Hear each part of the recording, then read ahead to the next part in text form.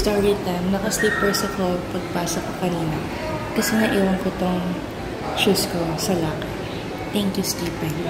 Pinakuha ko sa kanya yung shoes. Inabot ko yung susi sa guard.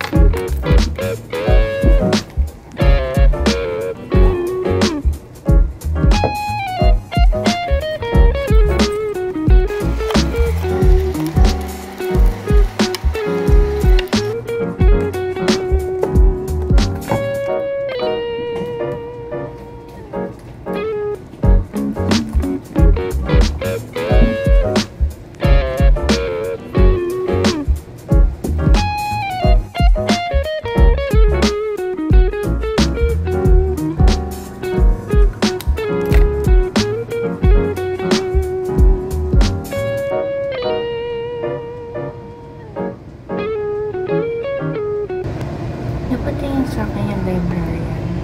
Napadouble look siya. Palabas kasi siya.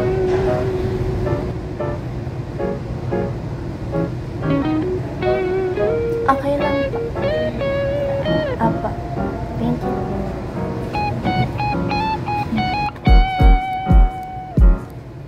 Thank you po.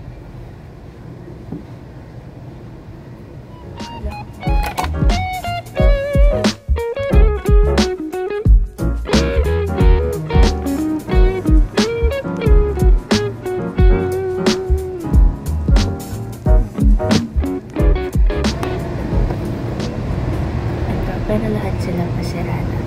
Kasi wala. Ganun talaga. Napapansa na hindi ko nabubugan.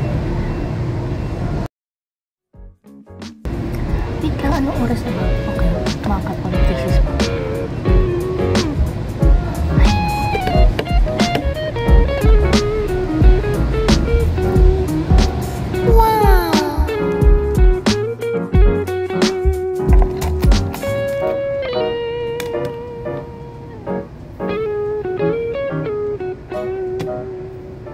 Pantay ba yung kilay ko? Ba't parang mas makapal ito? Tama no, mas makapal ito.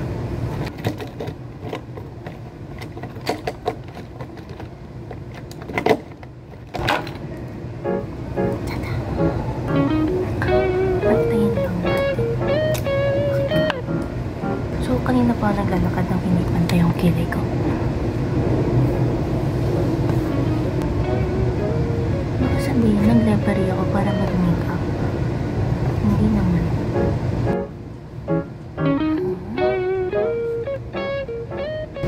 Ayoko na, tama na yan. Okay na yan. Yung katin ko, ubos na. Kanina nilalagay ko pa siya dito sa dyan. Tapos ubos na pala siya. Pero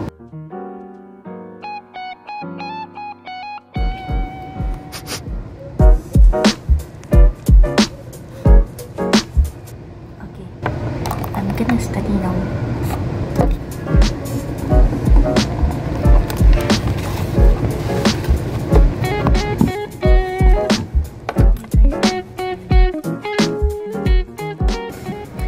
I'll create some birthday months. Hindi ko nga alam kung naririnig niyo kasi bumubog ako. What if may nakakarinig pala sa akin dito?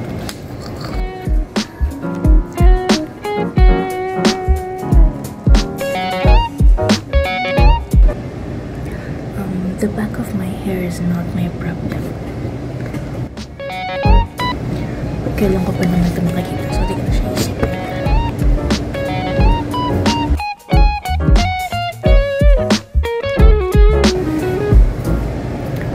Parang ang puti ko naman ata. Bakit ito?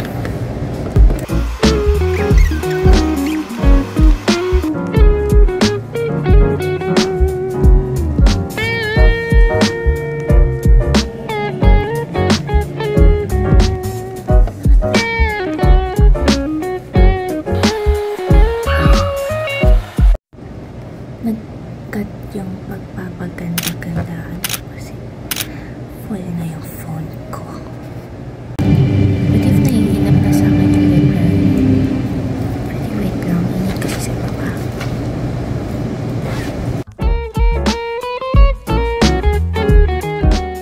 Yes, walang any case yung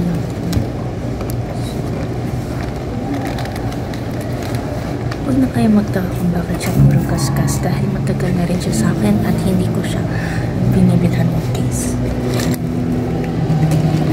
Kasi hindi ko alam. So I'll put this in locker.